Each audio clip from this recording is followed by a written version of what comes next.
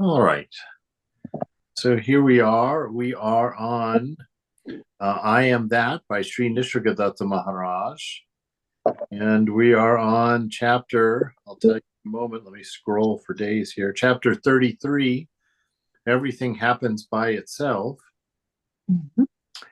And we're on the question, the questioner saying, you mean that Moral, one? please Yes. mute us, All mute right. us. Good idea. Okay, everybody's muted. I always feel so guilty when I do that. So you feel free to unmute at any time to say anything. All right. So I'm going to go up to Maharaj's previous answer to kind of give us some context for this intense question. You mean that one who cannot die cannot live? Love that question. All right, but before that, Maharaj says, it is ignorance of yourself that makes you afraid, and also unaware that you are afraid. Don't try not to be afraid. Break down the wall of ignorance first, right? That wall of ignorance is that ignorance of who you are, and in the moment, the ignorance of the presence, the ignorance of the nature, that Satchitananda that is yours to express. And if you are in harmony with that, that's a great life. That's a beautiful life. That's going to build into great joy and fulfillment. So break down the wall of ignorance first, which means really go inside and do those practices we talked about yesterday in the class. Going inside, investigating your inner world, learning about your inner world, renouncing body, renouncing mind, finding the bliss, that bowl in the shrine of the heart, where you can meditate in peace and observe a noisy mind, observe a noisy world, but be unaffected by it. A place where you can withdraw your attention and enjoy the presence of love in the heart. So break down the wall of ignorance first. People are afraid to die because they don't know what is death, what death is. The Jnani has died before his death. He saw there was nothing to be afraid of. The moment you know your real being, you are afraid of nothing. Death gives freedom and power. To be free in the world, you must die to the world. Then the universe is your own. It becomes your body, an expression and a tool. The happiness of being absolutely free is beyond description. On the other hand, he who is afraid of freedom cannot die. Right? They're clutching onto that egoism. The death he's talking about here is the death of ego. This is great. I really like this. I'd like to do a little class on this, comparing it to Jesus. Jesus gives a long talk on this, and St. Paul really builds on this whole idea of dying before you die, which means surrendering your individual will, surrendering your individual story, surrendering your individual desires, your individual hopes, your individual goals, letting go of all of that stuff, because that holds you in that cycle, in that whirlpool of fulfilling desires, fulfilling narratives, fulfilling karma, while at the same time creating more karma. And so you get caught in that whirlpool and you can't get out. And as long as we're afraid, which oddly enough, most of us don't think that we're afraid, because we've been afraid since birth. We were born into a world we knew nothing of, that we didn't understand, and that we could not possibly understand with five small senses that can only reach, a world, a 10-foot radius around us. And so we create an ego. We create an ego self. We break the world into smaller objects, pieces, and we tell ourselves that we're in charge of this world. Anything on this side of our little white picket fence of ego, I'm in charge of. I'll make those decisions. I'll do it or not do it. And anything that we don't understand or that we don't control, we'll put that on the other side of the fence, and we'll call that the universe. And the universe is huge, and we're tiny. And at some level, unconscious at this point, we're deeply terrified of this unknown thing. And so we clutch to this ego. And it's one of the reasons that spiritual life is so absolutely simple and so absolutely difficult at the same time. Because the only thing you have to do is surrender. That's all that's required of you. But the terror of letting go. I remember going blackwater rafting on the South Island of New Zealand. Blackwater rafting means going underground, climbing into a cave and rafting an underground river, an underground stream. And we got to a point in the underground. We were underground in pitch black. We just had these yellow helmets with these lights on the front. And we were going through on this, as a group. And there was one point where the creek goes off an underground waterfall. And you're standing at the top of this waterfall, this little 40-watt bulb, and you look down and the light dies before it reflects off of anything. You can't see anything down there. You just hear the water going off and hitting itself somewhere down below. And so they make you bend over and they wedge your inner tube on your rear end and they back you up to the edge of the waterfall. And then the two guides just launch you, just push you backwards. And you just fall probably 15 feet, I would guess, into a big pond down there where the waterfall lands. And we all got down there, and then he told us to turn off the lamps. We turned off the lamps, and the glowworms in this big cavern just came to light. But that experience of standing at the top of the waterfall with your back to the drop and convincing yourself that you're safe to just launch off backwards into the dark. It's a terrifying experience, and it's very much like what we're trying to do in our meditations, to let go, to completely pull out of mind, to be completely uninterested in the narrative of our, and that's in big quotes, big dark quotes, our life, the stories that explain our current moment. Those are all the ignorance of egoism. The explanations for things that cannot be explained are all contained within egoism. And that's where we find our security. That's why we're holding on to it so tightly, because we're convinced we can control this world of ours as long as we keep it very small and very close around us and ignore the rest. But he says that death gives freedom and power, right? Death gives freedom because you're no longer stuck in that narrative. You wake up and you're free, absolutely just free. It doesn't mean anything needs to be done or anything has to be done or anything can be done. You are free. You are content. You are full. There's no story. There's no to-do list. There's no done list, right? There's just isness. And when you can step into that place just for a moment, that wonderful bliss of being comes alive. You start to notice things about your experience of being that you've been distracted by all the stories, the narratives, the to-do lists, the memories and whatnot. So the questioner is quite staggered by this, that to be free in the world, we have to die to the world. We have to die to this egoism, this sense of I that has a story. Then the universe is your own. Now, how does that happen? Because once you let go of that localized small mind story or narrative about this individual life, and in that silence of being, you find that you have nothing to do with this dreamed story, with this small point of reference called the body in this dream. And you realize that the dream can't touch you. And so the dream can be enjoyed. There's nothing to be afraid of. You no longer have to run from that gang that's been chasing you in your dreams for 30 years. Suddenly you can sit down and invite them to a picnic because you know that you're dreaming and you know that nothing can hurt you. You cannot be harmed. And the desires drop away.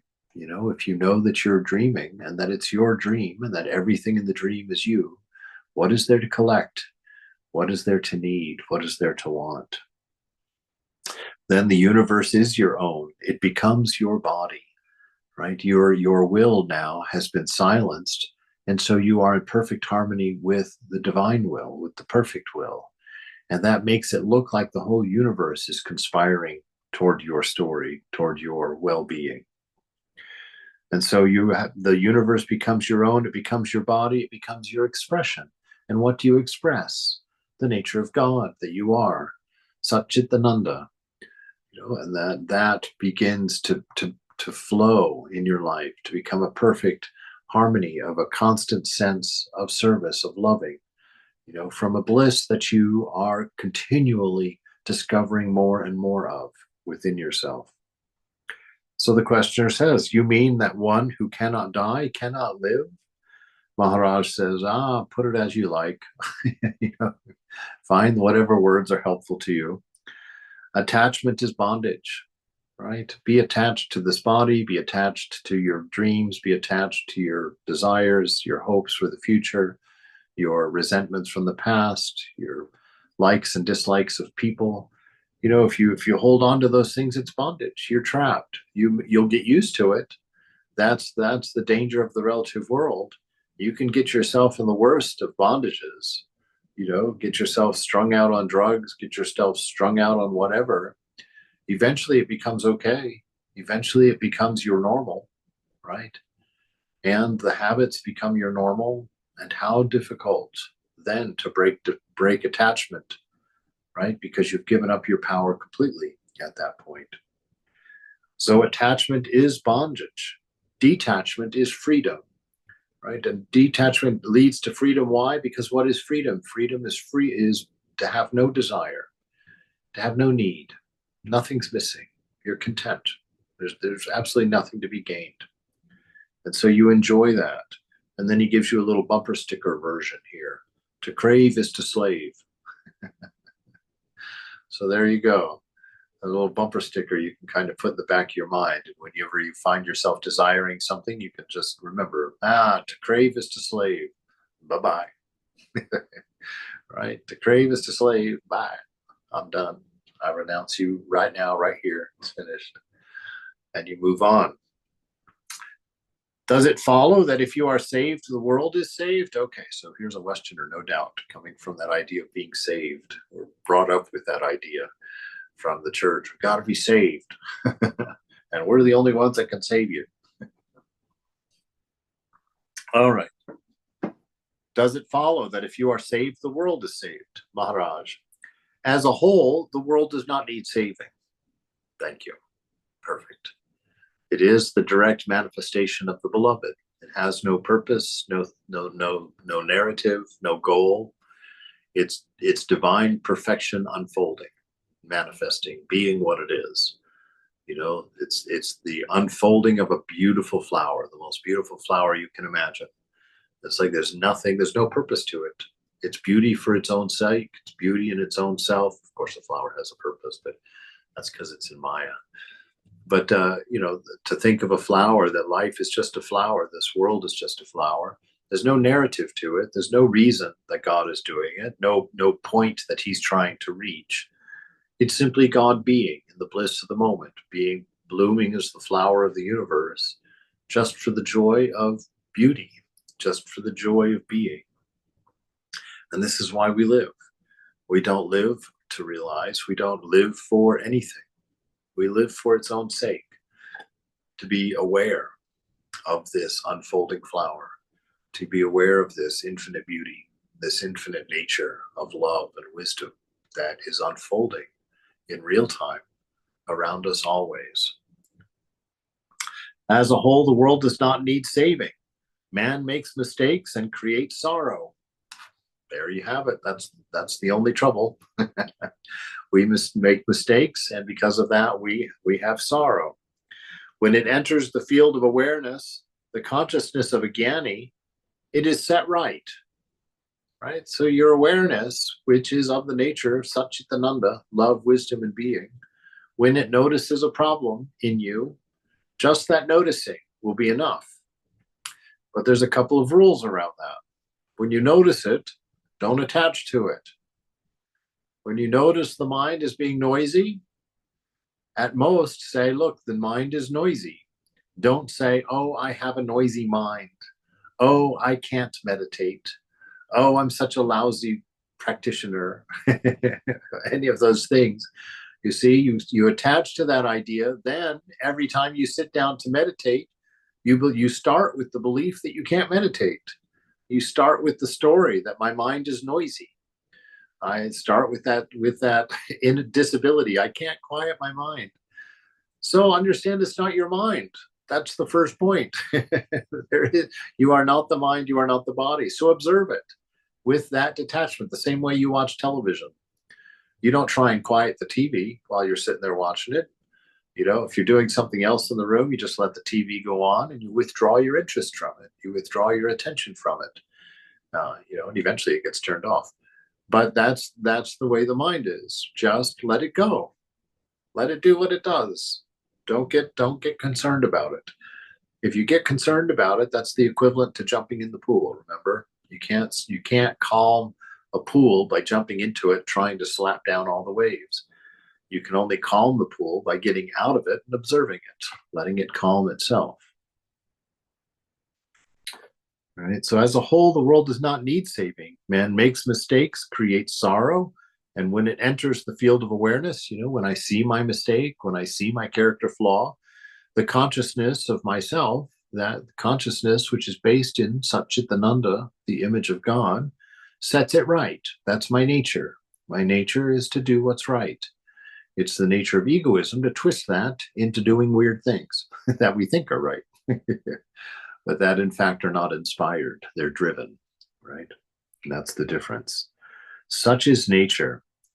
The questioner, we can observe what may be called spiritual progress. A selfish man turns religious, controls himself, refines his thoughts and feelings, takes to spiritual practice, realizes his true being. Is such progress ruled by causality, or is it accidental? Maharaj, that's an interesting question. That's asking, are we the doer or not, really? He's saying, does my practice lead me to my realization? And Maharaj is saying, well, from my point of view, from the enlightened point of view, everything happens by itself, right? It's the dream unfolding quite spontaneously. But man imagines that he works for an incentive toward a goal, right? So the narrative is your imagination. You take this narrative and create a goal, and you work toward this goal. He has always a reward in mind and strives for it. And this is the problem with this approach to spiritual life. If you do apply a narrative to it and you work for something in an imagined future, some perfect day of realization where finally the cake is baked, then you miss out on the companionship of the beloved before that realization, on the way to that realization, as it were, that your realization's already there for you to enjoy. If you imagine it to be gone and imagine it to lie somewhere in the future, then you're working from a place of hunger, a dearth, But if you understand this is already within you, that it will spontaneously manifest by the grace of God on the day that happens. If we're going to give it a narrative, we'll make it a chance-oriented narrative. Then that's fine. But really, it's better just to sit in your practice and enjoy the presence and remind your mind that nothing needs to be done, nothing needs to be changed. You already are what you are. And that if you can relax into what you are, to know what you are, all of your need, all of your hunger drops away, and you become enamored of the experience of being. This love that begins to well up, that you're like, goodness gracious, where has that been all my life? You touch that bare wire inside, and you get a shock of pure love for a moment. You'll be like, what in the world was that? All right. So he says, from my point of view, everything happens by itself. So start observing your life that way. Start trying to take a neutral perspective and observe your life and say, is this true? Does everything just happen by itself? And I just think that I'm doing all of this because most of the time my will and the divine will align. And so it makes me look and feel like I'm actually doing something. But if I take my hand off the controls of the video game, will it really just keep going? Right? Everything happens by itself spontaneously. So this moment is always a surprise. Always a surprise, unless you adopt a narrative that falsely explains it and you get bored by your own narrative. You're not seeing the freshness and the newness or the infinite potential of being. You're free in this moment. You're not defined by your previous actions. You're not defined by your quest for hungers to fill hungers. You're ever free and ever pure. and you have an infinite well of love within you, within which to express to the world, to serve the people around you, the strangers and everyone, just to constantly be in that state of mind of caring, and get into that habit. My God, the life that will unfold for you, the satisfaction and the depth of that fulfillment will be something. He always has a reward in mind and strives for it. Questioner: a crude, unevolved man will not work without a reward. Is it not right to offer him incentives? A crude, unevolved man will not work without a reward. Indeed. Is it not right for him to offer him incentives, right? In the beginning, is it so bad? Maharaj, he will create for himself incentives anyhow, right? You don't need to create the incentives for him. The suffering of a crude, unevolved life is enough, is suffering enough, incentive enough to move forward. The universe doesn't let you stay stagnant. The universe won't let you remain ignorant. It'll keep you in situations where that ignorance is constantly being poked. Ouch. Ouch, ouch. Right? And what do? After a while, you're like, stop it. And then eventually you just get up and change chairs. You're no longer an ignorant, unevolved being anymore. You've gotten up and moved forward a bit. So that's what he's saying. It's our nature. We know who we are. Inside, we have an intuitive idea. We know this. It's plain that we know this inside. And so it's accepting it. And we accept it. The mind is going to rattle when we try and accept it, because the mind's going to want stories that justify it, and it's going to want to cancel out its own narratives, and it's going to make sure that everything is checked and all the I's are dotted, the T's are crossed. That's how the mind is going to hold on to it. And what's the antidote? Grace. Grace is the antidote.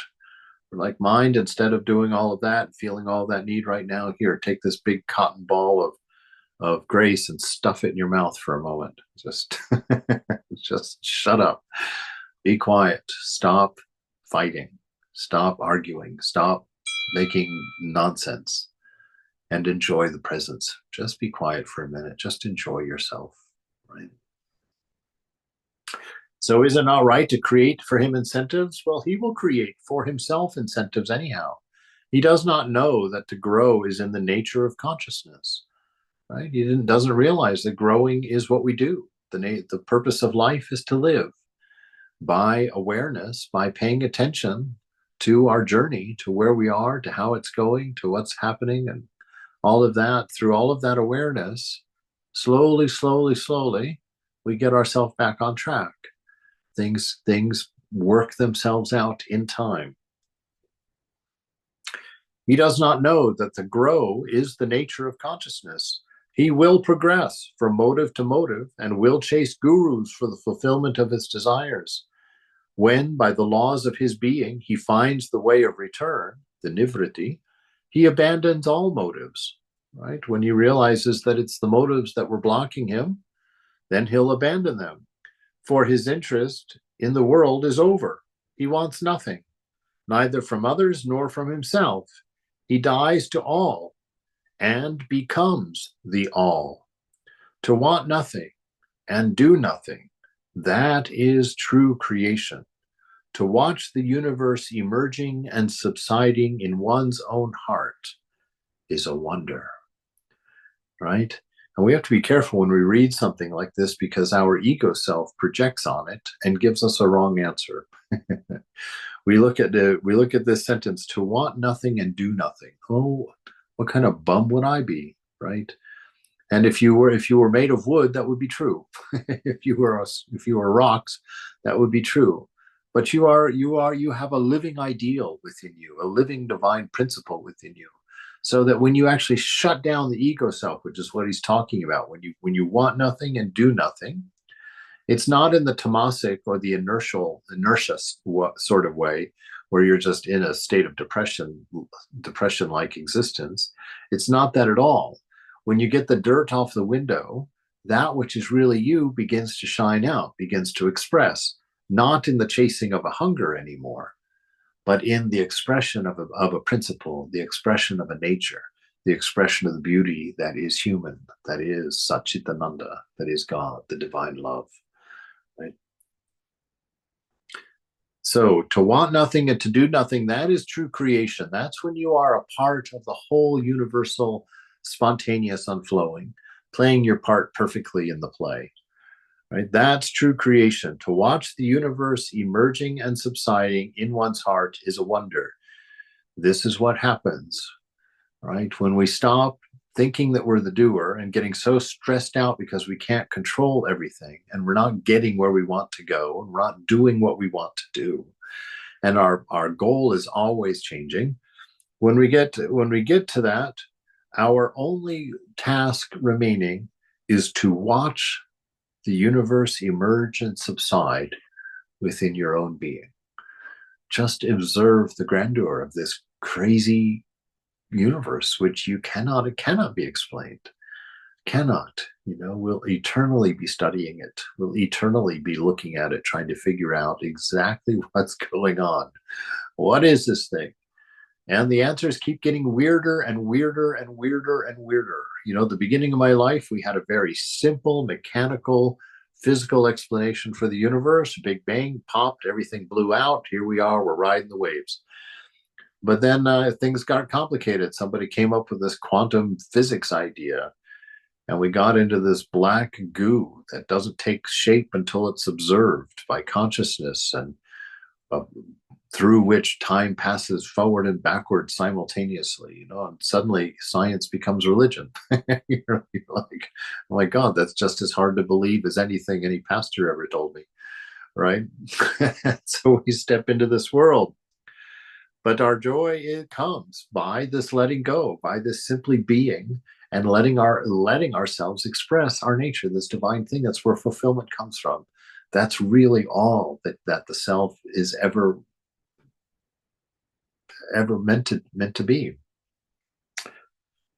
Questioner says, well, the great obstacle to inner effort is boredom.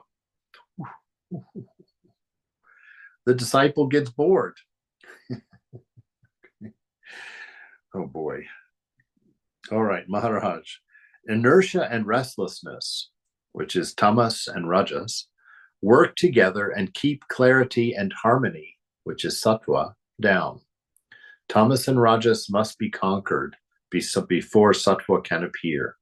It will all come in due course, quite spontaneously. Right? So we have those three elements that Swami Vivekananda says created the universe: tamas, rajas, and sattva.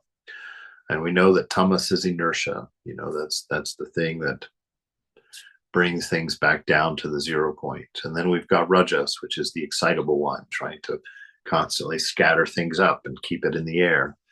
And then we've got sattva, which really isn't a thing in and of itself. It's the balance of the other two. When your sattva and your tamas, or not sattva, when your rajas and your tamas balance each other out and you come to this state of equanimity, that's sattva. Right? That's calmness. That's evenness. You're in charge. You're not being lazy and overcome by all the things you have to do or all the things you don't want to do. And you're not overcome by rajas, which is just this frenetic need to constantly be busy, which is a horrible, horrible bondage. Yes. Can we equate the inertia with samskaras here? Not necessarily, because you can have samskaras driving rajas also. Samskaras, yeah, I wouldn't describe them. They of course are of the gunas. Your samskaras are of the gunas, but not any one particular guna. They can be a samskara of any of the imbalances. So, but a samskara just means whatever it was that you've been is going to push you forward. If you're not living in awareness, it'll just push you forward blindly. So tamas and rajas must be conquered. So inertia, laziness, the tendency to do nothing, being bored. Boredom only comes without awareness, frankly, because even in a moment, if you stop, If you're being bored, the way to do it is just stop in the moment, stop completely, empty your mind, and start paying attention to the indicators that you exist. Just kind of go through and feel your existence. There is such a bliss in that exercise. It's amazing, and it comes from nowhere. You don't have to think of happy things. You don't have to do joyful things.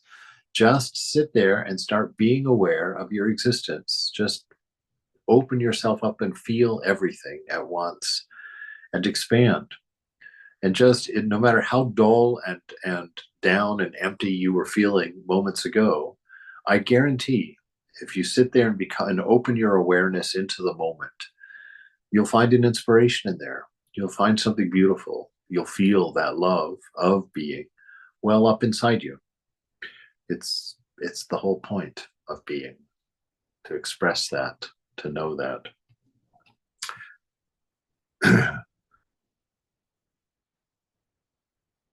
So a disciple gets bored and he says, well, this inertia and restlessness, tamas and rajas, work together and they keep clarity and harmony down, right? They cause the ego.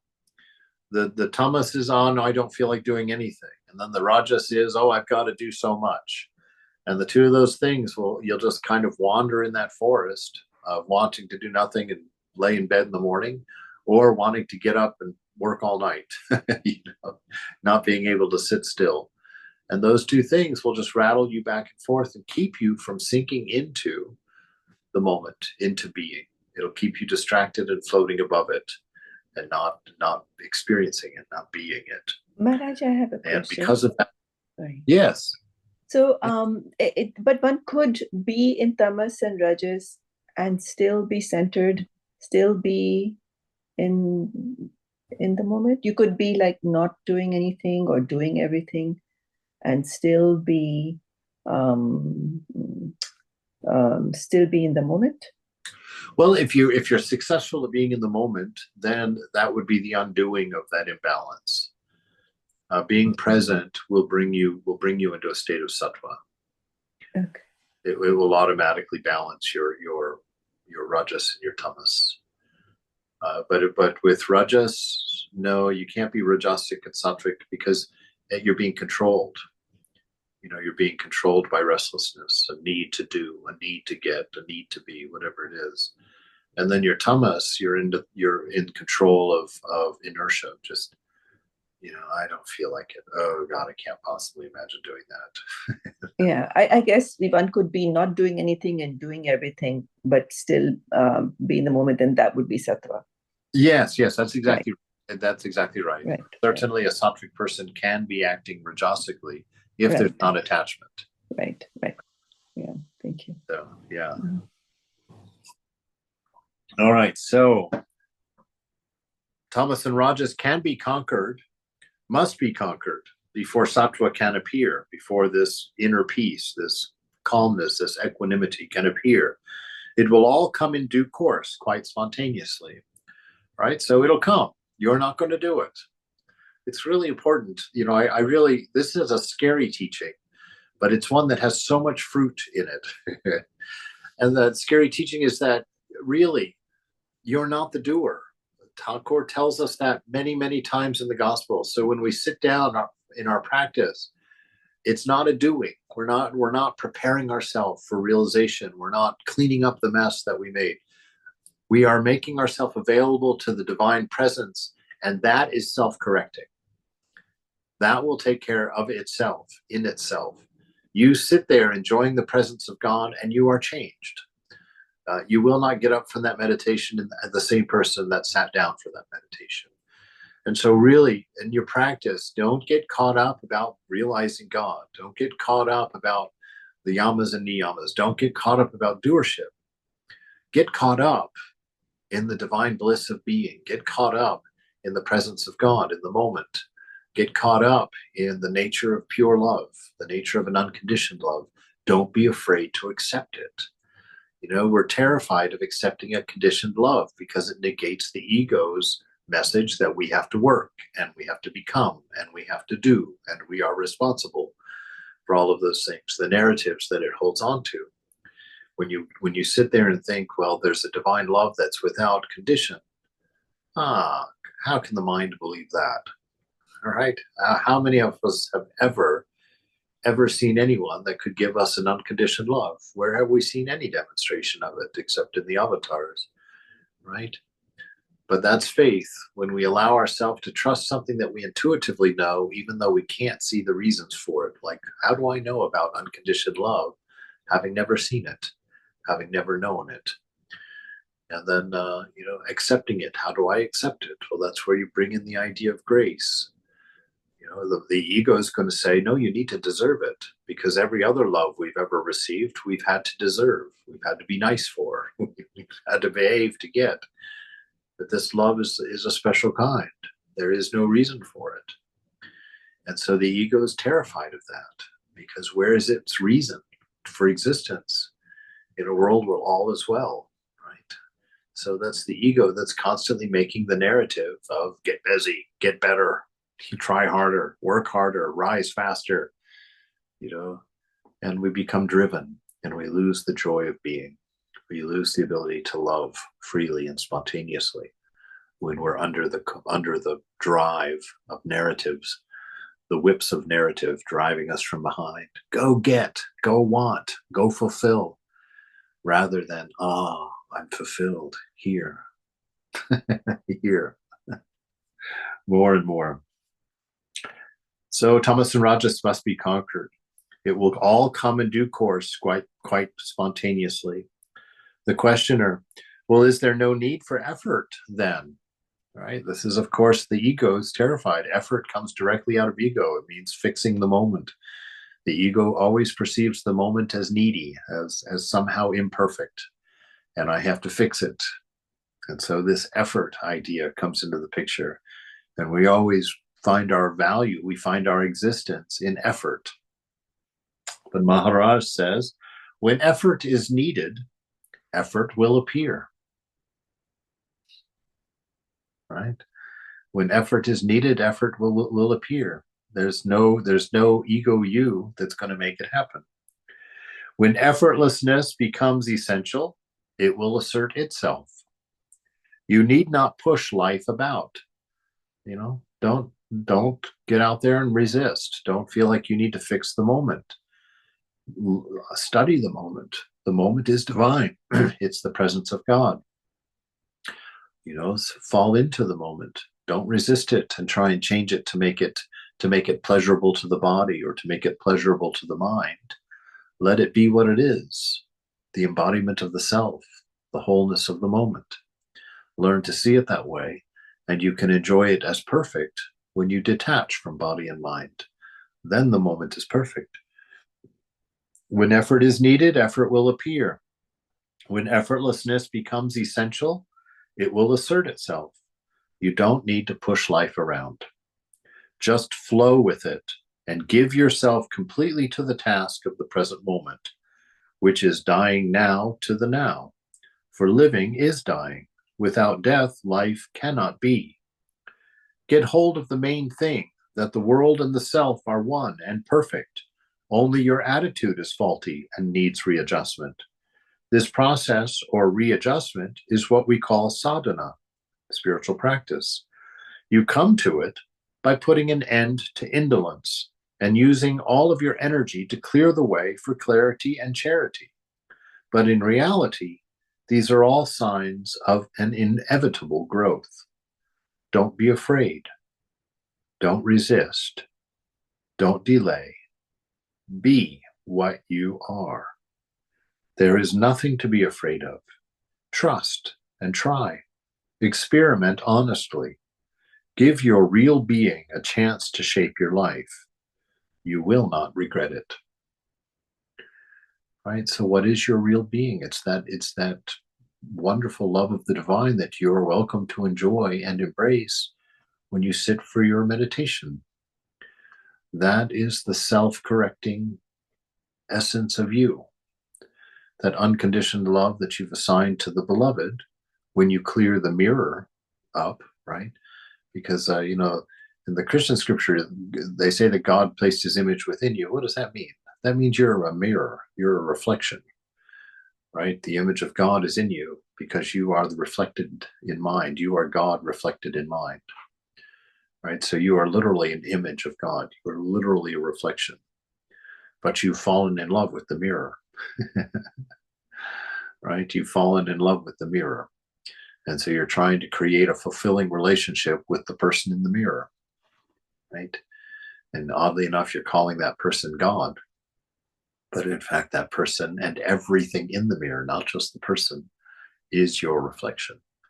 So this world around you that you see is equally your reflection, right? You are all of this. You are dreaming it.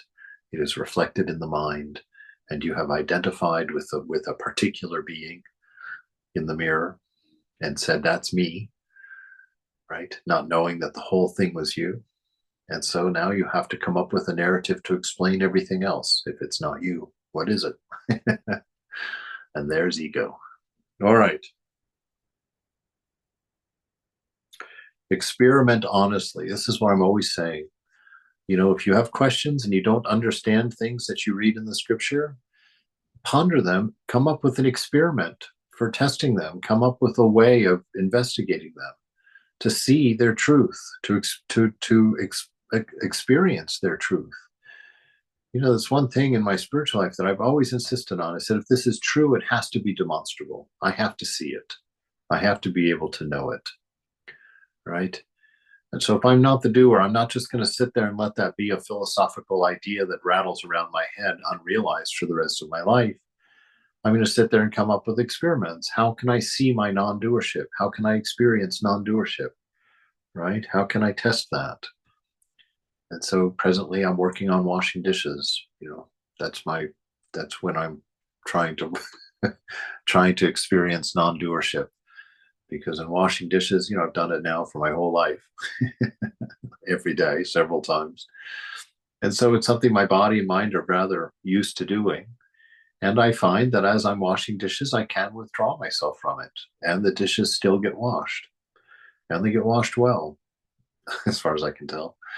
And so you get to experience, yes, this is possible not to be the doer.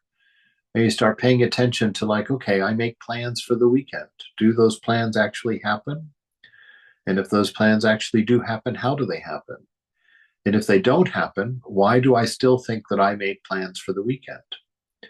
So you start watching how your mind works. You will start watching the narrative.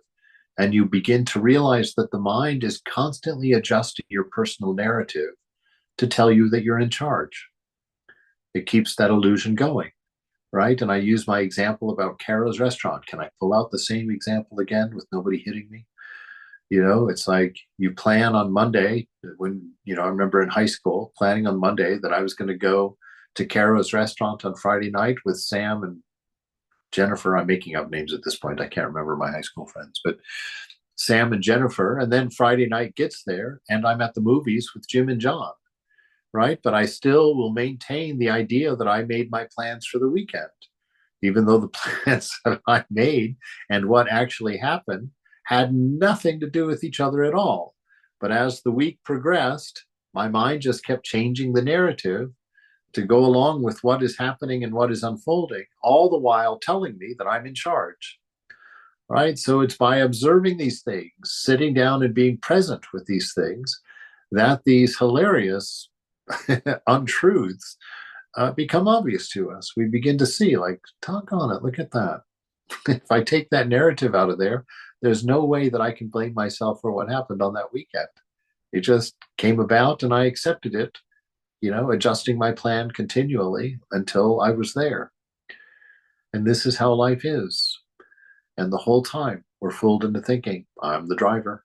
I've got this. I'm under control. I'm going to realize God. I'm going to do this. But that's not the way. So give your real being a chance, right? Step aside. Step aside. Stop thinking you're the doer because you're out of balance. You've got a narrative because you're out of balance. So stop thinking you're the doer. Step aside, shut that narrative down, and allow that divine presence within you, that which is your very battery of being, the energy of your life, the charge of your mind, let that drive. That's always there. Your nature is to love. And the more you start doing it, the more you're going to fall in love with doing it, and the more you're going to, the more you're going to do it. And the better you're going to get at it, as you go and start letting this lover that you are escape, let it out. Stop worrying about who deserves your love and who doesn't. Stop worrying about who gave to you first. You go, you serve the first person you run into at the bus stop. This is something, boy, I tell you, I got a lot of work to do, you guys. All right, chapter 34.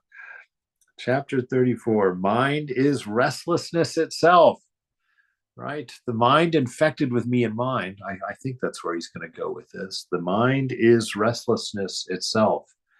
If you introduce the ideas of me and mine into the universal mind, that's like throwing vinegar into baking soda. It's a volatile reaction, because the idea of me and mine in universal mind is completely unknown, completely unfamiliar.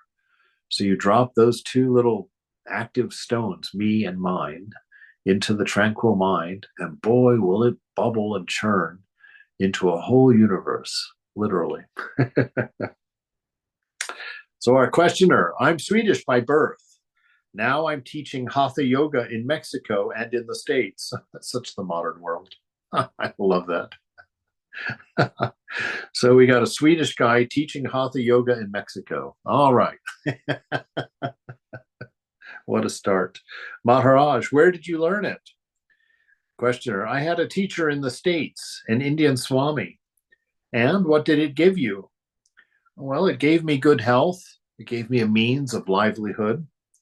Good enough. Is it all that you want? Well, I seek peace of mind.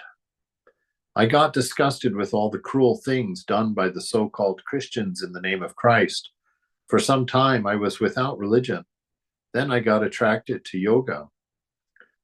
What did you gain? Well, I studied the philosophy of yoga, and it did help me. In what way did it help you? By what signs did you conclude that you have been helped? This is really good. Pay attention to his questions, because he's teaching us inadvertently how to discern. These are the kinds of questions that when you say something, his questions are the kinds of questions that you should be asking yourself when you hear the mind say something. You're like, well, how do you know that? Did you actually experience that, or is that something you heard? Is that an old story that's just repeating, or is that actually a valid perspective? You stop, you catch it always. In what way did it help you, and by what signs did you conclude that you have been helped? Questioner, well, good health is something quite tangible. No doubt it is very pleasant to feel it. Is pleasure all you expected from yoga? Ooh. Ooh. Ooh. Here it comes. Do you feel it? Ouch. Okay. Wow. I think we have to admit, at least I have to admit, yes, pleasure. There is a pleasure in yoga, pleasure in practice that sometimes becomes the goal, doesn't it? But what happens when it's the goal? Yeah, you don't get a body. That's right. You don't get the joy, right? You start chasing it, because Nisargadatta Maharaj says at one place, do you not realize that it is your quest for happiness itself that prevents you from being happy? Right? Because why is that true? Well, to go on a quest for happiness, you have to make an assumption. I'm not happy. And as long as you start with the assumption, I'm not happy, how are you going to cure that? You've already assumed it, right? So don't assume that you're not happy. Assume that you're not anything. Accept the moment as it is, and let the bliss of the moment be what you experience, not your projected idea of the moment, not what you think about the moment. Let the moment be free of narrative. In that is your bliss, right? So good health is something quite tangible. Yes, no doubt. It is very pleasant to feel it. You see his point there? It's like no matter what you're talking about, it's just a sensation. As until you're talking about the witness itself, everything else is just sensation. Everything else is just thought, right? Everything is a thought. No doubt it's very pleasant to feel it. Is pleasure all you expected from yoga? Questioner. Well, the joy of well-being is the reward of hatha yoga, but yoga in general yields more than that. It answers many questions. What do you mean by yoga? Questioner. The whole teaching of India, evolution, reincarnation, karma, and so on. Maharaj. All right. You got all the knowledge you wanted, but in what way are you benefited by it? It gave me peace of mind. Did it? Is your mind at peace? Is your search over? No, not yet. Maharaj. Well, naturally, there will be no end to it, because there is no such thing as peace of mind. Mind means disturbance. Restlessness itself is mind. Yoga is not an attribute of the mind, nor is it a state of the mind. Right? So what's this gentleman's problem? He's identified with his mind as being himself and is going to try and please his mind, trying to keep his mind happy, trying to keep his mind at peace. He's in the pool trying to clear the water, trying to still the water, right? So that's his trouble. That's why he's not getting there. And so Maharaj is telling him, as long as you've made this first assumption that you're not happy and you have to find it, there's not going to be an end to that quest, because there's no such thing as that, right? Those are all states of mind, and the mind is constantly changing. You're not going to find peace in anything that is constantly changing. You may experience it for a moment, but then one of the variables will change and it's not there anymore. That's the problem. Well, that's the reality of this world. We make it a problem. This world is constantly changing. If you're trying to make a nest here, that's what Jesus called the foolish man trying to build his house on the sand, right? The world is the constantly changing. The sand is the constantly changing. And to try and build your stability and your happiness and your sense of self on the sand of the beach, on something which is constantly shifting and changing, you're not going to be able to do it. The first time a big storm comes, it's going to blow your house right over, right? If you find that tentative balance of mind that you've got in your happiness, the first storm that comes along and blows your house down, all of that happiness is gone and you're starting all over again, right? So he's saying there will be no end of it because there's no such thing as peace of mind. Mind means disturbance. Now he's talking about active mind, prakriti here, that mind with the idea of me and mine in it is churning constantly, always changing. We know that there is such thing as pure mind with no me or mine in it, and that's silent mind. And Ramakrishna says that silent mind, that pure mind, and Brahman, God, in his true essence, are the same, right? But disturbed mind is where we find our existence. For us to manifest, for us to take a body, for us to act, for us to be in the world or have our existence, we need a little bit of impurity in that. Satchitananda. So it's no longer just Satchitananda. It's my Sat, my Chit, and my Ananda. And I'm going to manifest them. And so we become the individual being at that point. So naturally, there will be no end because there's no such thing as peace of mind. Mind means disturbance. As long as we identify with it, as long as we think it's my mind, it means disturbance. Restlessness itself is that mind. Yoga is not an attribute of the mind, right? So we're not looking for a state of mind. We're not looking for a philosophy. We're not looking for, anything in the mind.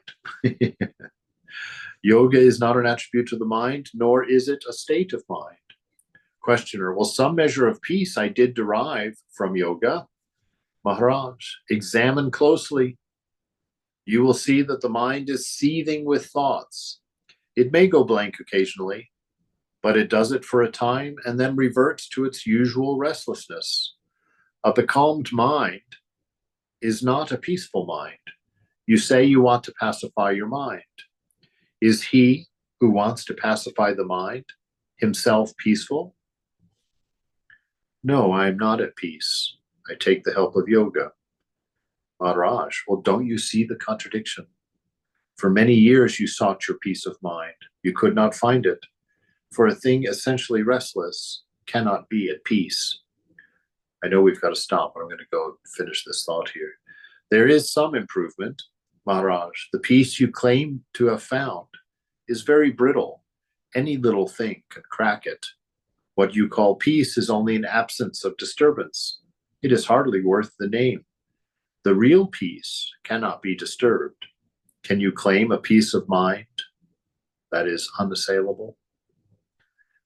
So we're going to stop there just because we'd have to go on for another hour. But the best part is coming. So yeah. Let me stop there and then we'll open up for questions.